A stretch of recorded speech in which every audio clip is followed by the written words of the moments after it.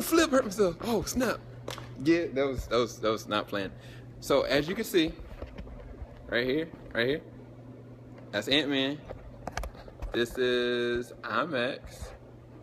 The 6-story IMAX in Chantilly, Virginia. Chantilly, Virginia, y'all. 6 stories. You will not believe it. We're the first and only in line for Ant-Man. We're gonna be the first one to actually see it. It's gonna be so awesome. I can't believe it. I can't believe it. Can't believe it. Can't believe it. Ah! Nah, all seriousness though, we're gonna be doing a review for it tonight, maybe. If we get back early enough. Of course. I think we should honestly do a non-spoiler and spoiler review. Okay. Is that pushing it? But yeah, we'll see.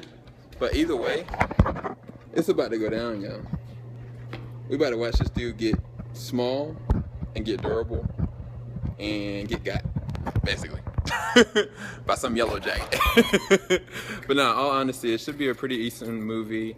We just wanted to kind of give y'all like a small intro to what we've been doing. Like we're at the Airspace Museum in, like I said, Virginia. It's one of the biggest ones. It's the one where they actually shot, I think Transformers 2, where they actually had like the older Decepticon and he was kind of coming out of his shell and everything. So it's pretty epic, like being here. And yeah, can't wait to actually give y'all a review. Tonight, also, we're going to be actually changing the name to JVS. Say it. JVS. Yeah, I'm just playing. Anyway, but we're about to go. We'll be right back. Ant-Man, what's up, dog? We'll catch you later. What's going on out there, YouTube? I know you can't see me that well, but we just came out of Ant-Man. That joint was hilariously awesome. Just FYI, we're about to go into a review a little bit later on tonight. Just want to fill y'all in. We just came back from it. We're coming at y'all. We're back. Ant-Man. We gave it A. Yeah. I just did that, didn't I? That's totally embarrassing. We might as well scrap this, right? Nah, we'll roll it. Yeah, I cut it off. Yeah, so you just tuned in. You guys tune in to JVS. Here we're doing the spoiler review for Ant-Man. I'm sorry. So yeah, I mean, we jump right in. Hopefully you guys have already seen it. That way you're not watching this, and spoiling for you, because we don't want to do that. It's a really good movie. It has a lot of twists and turns. Well, not twists and turns, but it has a lot of things you wouldn't expect from the previews. The mother flipping joint went down, my nigga. It did. Sorry, it did. Let's just go up into the spoilers. Let's talk about. Let's just go through things coming a little. So the end of the mother flipping movie. So we're going backwards. We just gonna go to the end. We're gonna play a memento on this beach. The end of the movie. Spoilers are all in this. Just FYI. The last end credit after the full runner credits literally has Anthony Mackie, Chris Evans, Sebastian Stan, meaning Hawk. Not Hawk. What is his name? What's the guy's name? Forget it. I forgot his name too. Anyway, it doesn't matter. Anthony Mackie, Sam Wilson. I'm sorry, Sam Wilson, Captain America, and the Winter Soldier. Winter Soldier is some kind of way locked down into something. And like they find him finally, and like he was like, I don't know what's going on with him, but I know a guy. Segue into Scott Lang, everybody. Scott Lang is Ant-Man. Ant-Man of this generation, because Hank Pym was the one, and this reenactment of how they did it, Hank Pym was working with S.H.I.E.L.D. In the very beginning of everything, like you had Agent Carter, you had Howard Stark, which the Howard Stark in this one is actually the same actor that was in Iron Man 2. The same actor that did that one to play the older version of him. And then you had a guy that was part of Hydra that you did not expect. I didn't even expect it. And they had him going out like, Hank Pym, he showed himself off. He sit there, took his head, he slammed it into the thing. He's like, get butt, ninja. But no, all honesty, like, it was crazy that I saw him all endowed into like S.H.I.E.L.D. Like I didn't know that they would go into this because they didn't present that Hank Pym was the one that created Ultron, you know what I'm saying, like he was supposed to. But this leads me to believe that all the data information that they had, like that could have gotten passed down to Tony over the years. Like I don't know how they could tie that in, but they could. But in this movie, there are so many different things that goes down, and one of the things I did want to say is that for Scott Lang and his children and his daughter, their relationship, I loved it.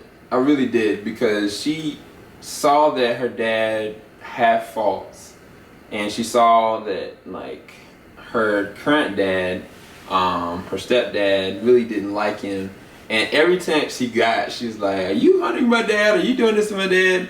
And towards the end of the movie, when they finally did get a resolve, and like Scott really proves himself by protecting not only his daughter, not only his wife or ex-wife, but he protects the man that has been scaling him, that got him arrested, and he did it unconsciously. Like he really sacrificed himself. And at the point when towards the beginning of the movie, there was a conversation with Hank and with Scott about, no, actually Hank, Scott, and his daughter, right, Hope, because he had basically told her what had happened to her mother.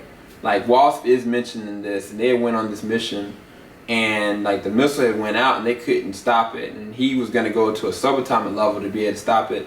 But he had said that if you go too far, you will literally disappear into nothing, and it'd be just like you're in a different alternate dimension. That's what happened to her. He lost her forever, and he didn't think that there was a way of actually getting her back. One of the things I think that's going to go on into this one is because Scott went through that, like to be able to save his daughter and to be able to stop Wasp or Yellowjacket or whatever, Yellowjacket.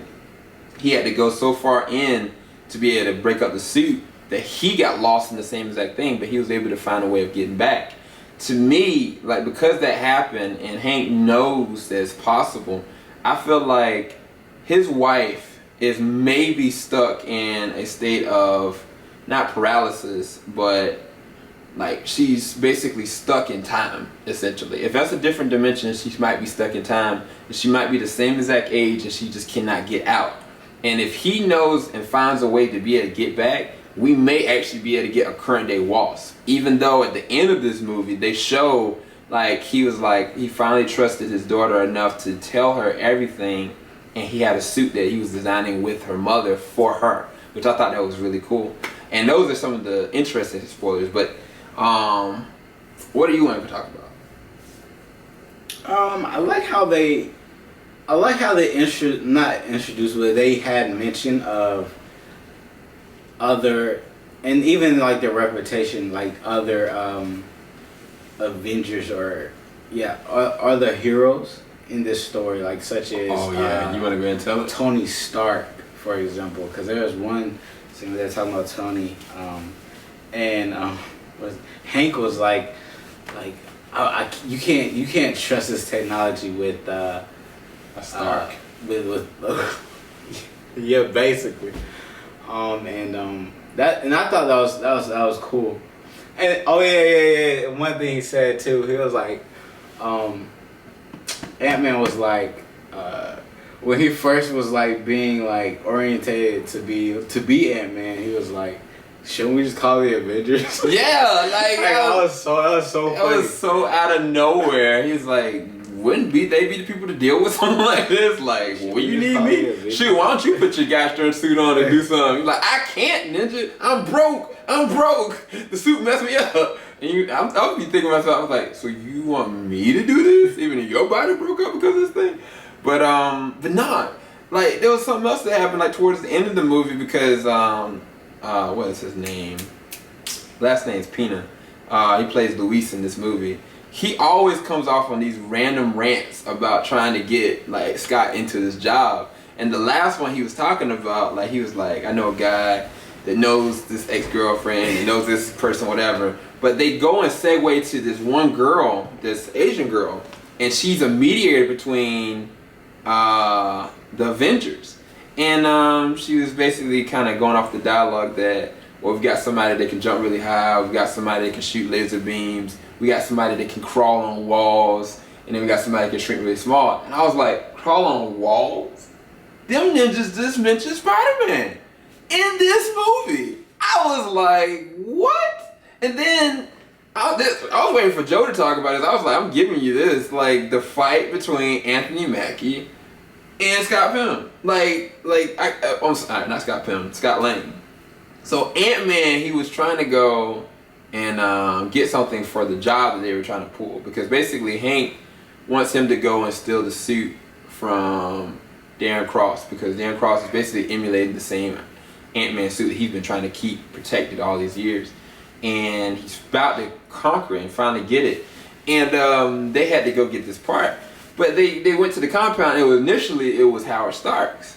And looking at it now, he was like, you son of a bitch. This is the Avengers compound. And I was like, is this the same compound that Captain America's running? I was like, holy crap, they are screwed. And so he got there, he's like, doesn't look like anybody's here. Then all of a sudden, like, Anthony Mackie's like character, Sam Wilson, comes up, and I was like, oh snap, this is about to go down. And so they go, and they just start brawling, and it is nuts. It was amazing.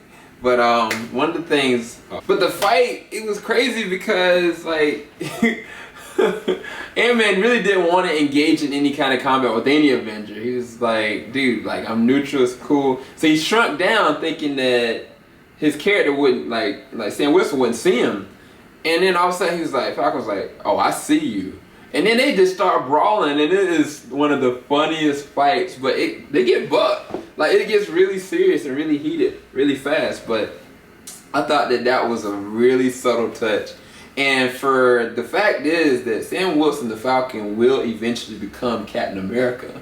You know what I'm saying? Like, for him to go toe-to-toe with that, he even said, he was like, make sure you don't ever let Captain America know about this.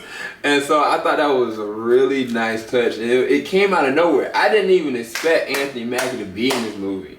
I didn't even expect him to be in the movie. Let alone at the end to have like Chris Evans there, or even like Howard Stark mentioned, or it was just so many different Easter eggs, and I think there's things we're probably missing out on. But the movie was awesome. It was eye candy. There's so many different one-liners and like funny moments between Darren Cross, between Hank Pym, between Scott Lang, that I'm actually in love with these characters. And even like the sub characters, like with T.I., with Peanut. I thought that everybody added comedic value to this through their performances and the dedication and love of the characters.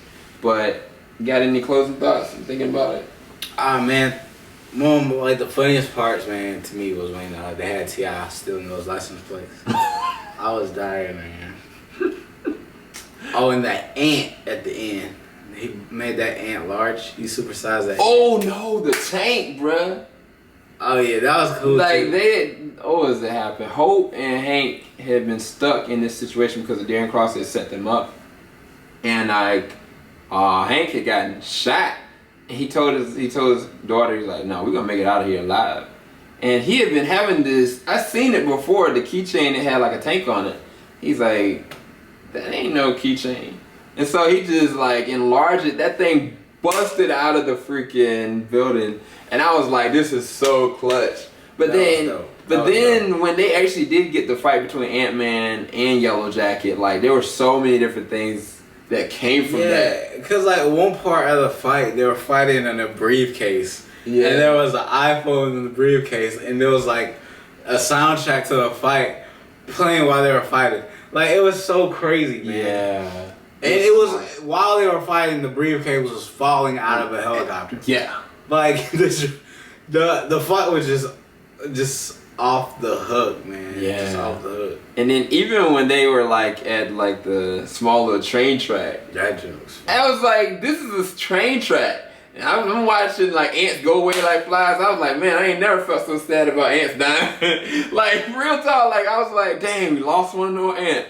And I was like, oh snap, like the freaking ant got squished. And then like all of a sudden I see somebody like crash into like the trains.